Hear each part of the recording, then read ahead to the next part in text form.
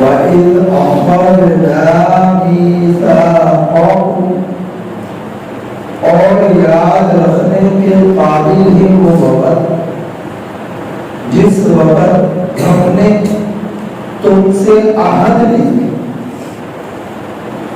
وَرَفَعْنَا فَوْقَكُمُ الطُّورَ، اور ہم نے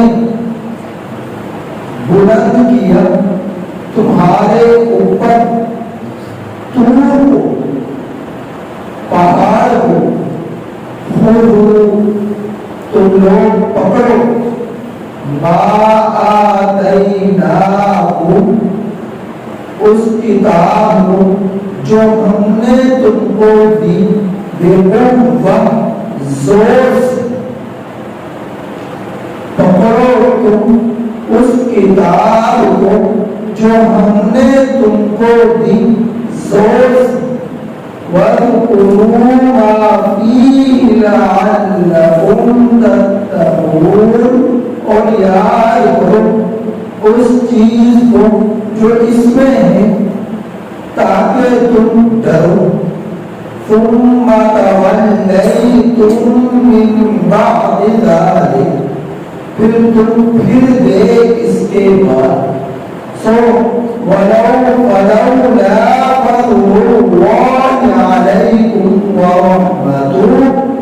اگر اللہ کا تم پر فضل نہ ہوتا اور اس کی رحمت نہ ہوتی، لَكُنتُم مِّنَ الْخَاسِرِينَ، البتہ تم تباہ ہو جاتے، البتہ تم خسارے میں پڑ جاتے، البتہ تم لوگ نقصان میں پڑ جاتے، تباہ ہو جاتے۔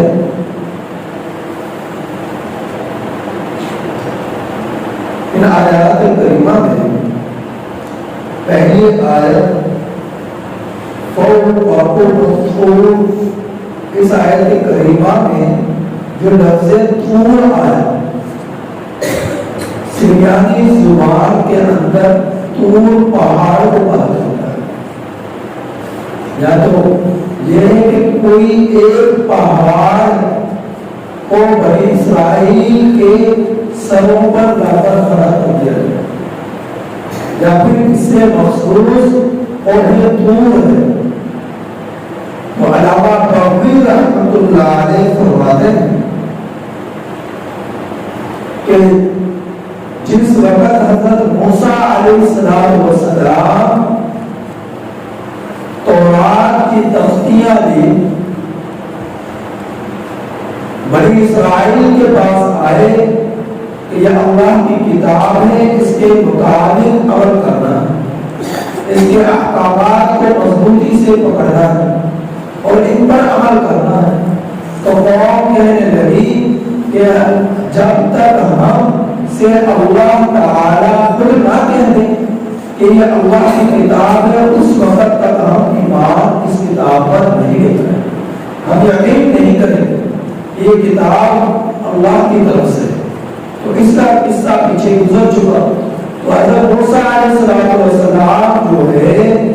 70 بنی اسرائیل کو کوہ طور پر لے کر جاتے ہیں اور اللہ تعالیٰ سے کہہ دیتے ہیں کہ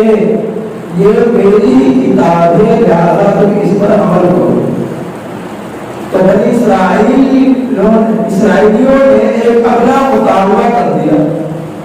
کہ ہم تو نہیں مانتے کہ یہ اللہ کی آواز تھی، اللہ تعالیٰ فرما ہے،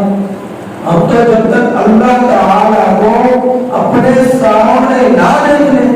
اس وقت تک ہم اس پر یقین نہیں کریں گے۔ تو جب انہوں نے یہ بات کہی تو اللہ رب العزت کا عذاب ان پر آیا، سب کے سب 70 کے 70 افراد ہلاک ہو گئے، 70 کے 70 افراد ہلاک ہو گئے۔ تو حضرت موسیٰ علیہ السلام کی دعا سے اور دوبارہ اللہ رب العزت نے انہیں زندگی عنایت فرمائی، اور پھر وہ تورات کے جو ہے احکامات پر کے مطابق، تورات کے مطابق جب باقی اسرائیلیوں کو آ کر انہوں نے بتایا کہ اس پر یقین رکھ لو یہ اللہ کی کتاب ہے، لیکن ساتھ میں انہوں نے ایک اور مزید چیز کا اضافہ کر دیا، اور چیز ہی ایک اور ذرا تھوڑی سی بات کا اضافہ کر دیا. کیا بات؟ وہ یہ کہ اللہ تعالیٰ نے یہ بھی کہا ہے چونکہ قرآن کے اندر کچھ مضامین احکامات ذرا سخت ہیں تو اور ہونے بھی چاہیے تھے جیسے ان کے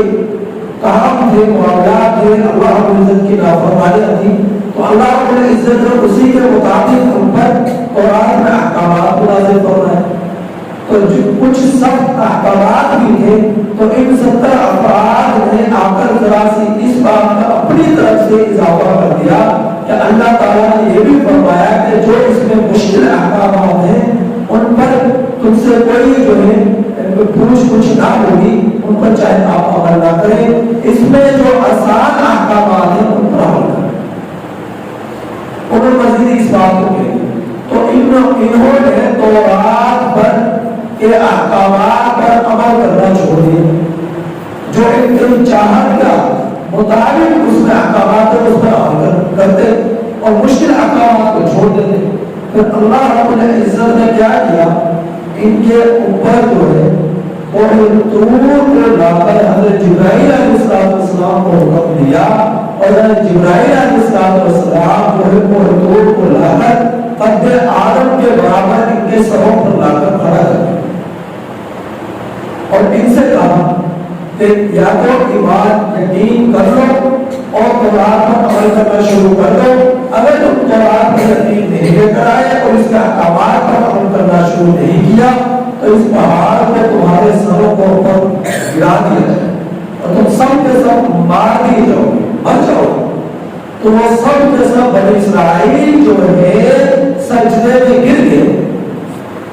لیکن سجدے میں جب گرے تو ذرا سا سر اٹھا کر اوپر بھی دیکھتے کہ پہاڑ گر تو نہیں رہا اور ساتھ میں توبہ بھی کرنے لگے, معافیاں بھی مانگنے لگے اور اب پختہ وعدہ بھی کرنے لگے کہ اب احکامات کو نہیں چھوڑیں. تو یہی بجائے یہودی اہل یہود جو ہے سجدہ کرتے ہیں تو اپنا سر آدھا سر زمین پر لگاتے ہیں, آدھا اٹھا کر رکھتے ہیں. تو یہ کہ اس انداز میں سجدہ کرنے کی بنا پر ہم سے جو ہے ہمارے بڑوں سے جو ہے عذاب ہٹا دیا گیا تھا.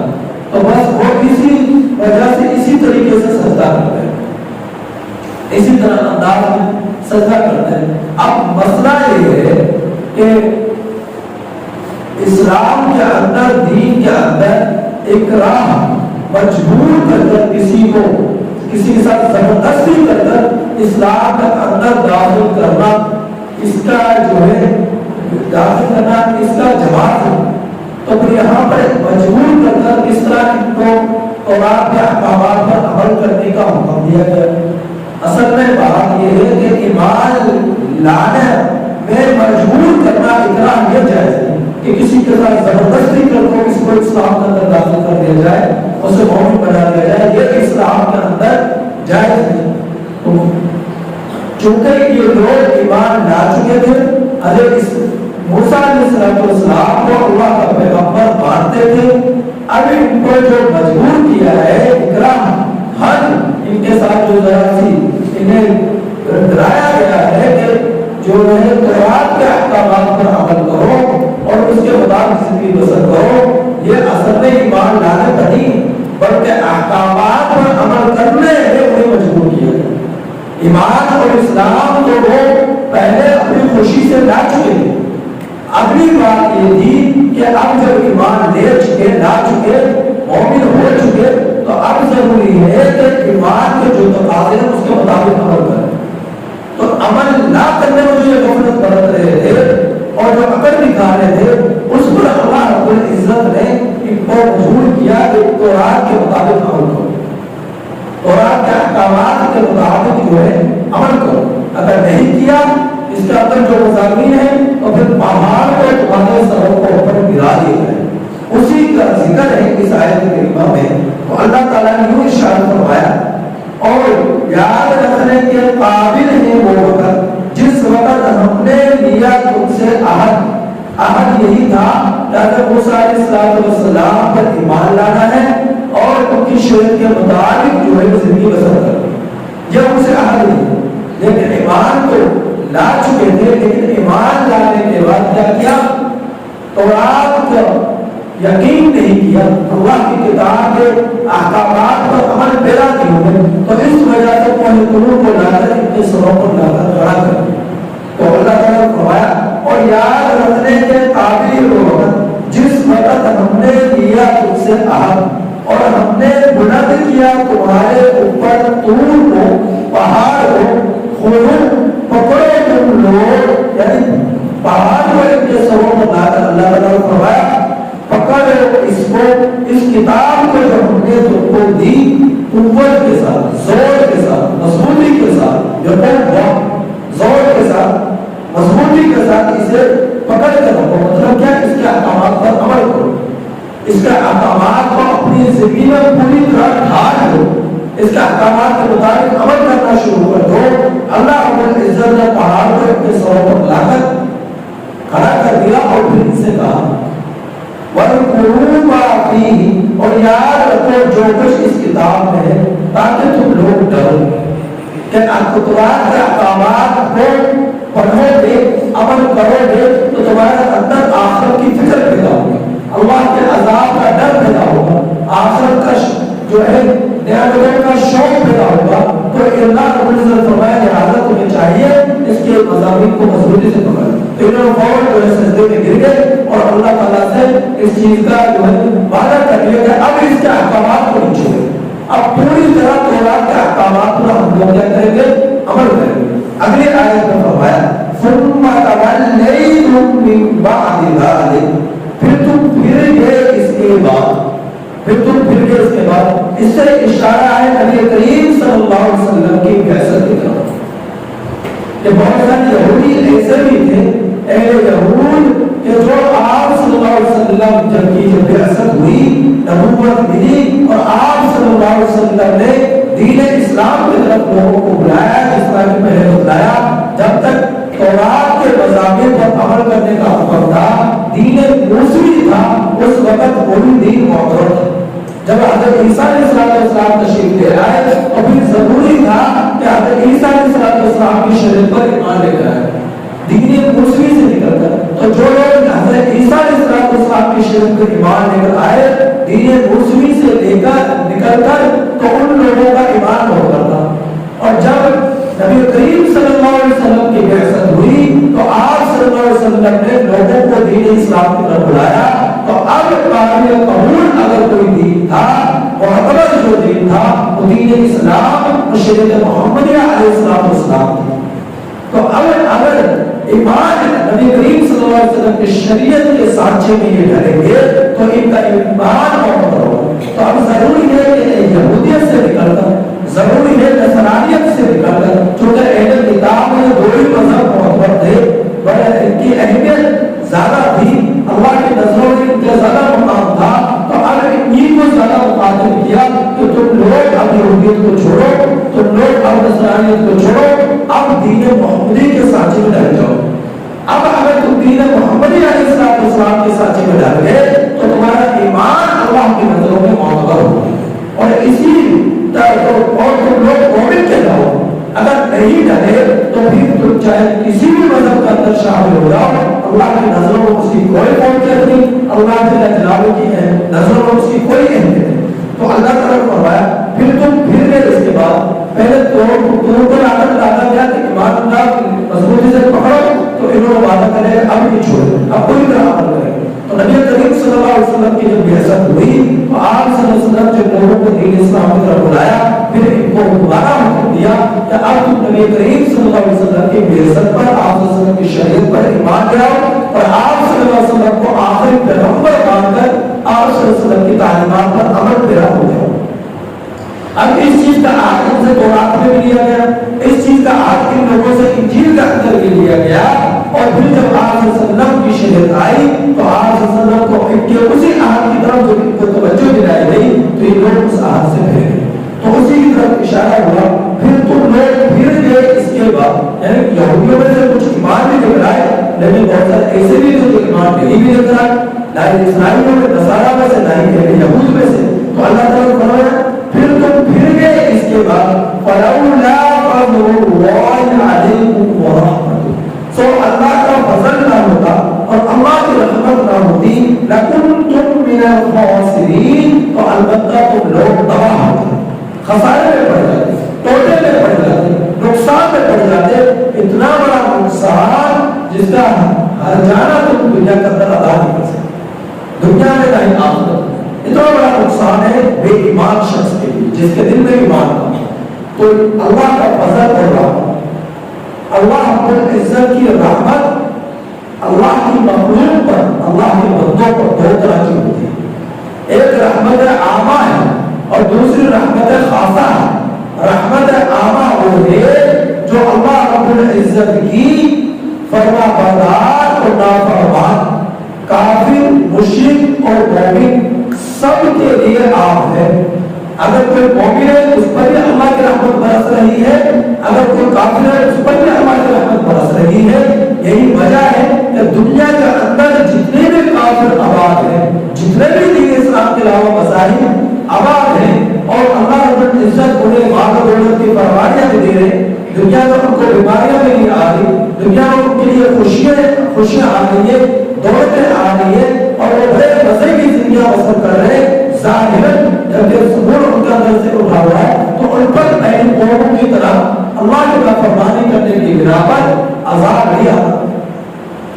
عذاب کیا ہے؟ تو یہ اللہ کی رحمت عامہ کی بدولت ہے، اللہ کے فضل کی بدولت ہے کہ بے شمار کتنے لوگ ہیں جو اللہ رب العزت کے قرآن کی بے حرمتیاں کرتے ہیں، نبی کریم صلی اللہ علیہ وسلم کی شان اقدس میں گستاخیاں کرتے ہیں، دین اسلام کا مذاق اڑاتے ہیں، مذہب کا مذاق اڑاتے ہیں، آپ صلی اللہ علیہ وسلم کی ذات کا مذاق اڑاتے ہیں، نبی کریم صلی اللہ علیہ وسلم کا اعاذ باللہ حضرات صحابہ کرام رضی اللہ تعالی عنہم اجمعین کا مذاق اڑاتے ہیں، قرآن کا مذاق اڑاتے ہیں، تحریفات کرتے ہیں، اپنی طرف سے شمولیت اختیار کرتے ہیں کہ اب قرآن کریم کے کئی حضرات اس کے ایسے ہیں جو اہل قادیانیت مرزائیوں نے انہیں جو ہے دنیا کے اندر پھیلا دیے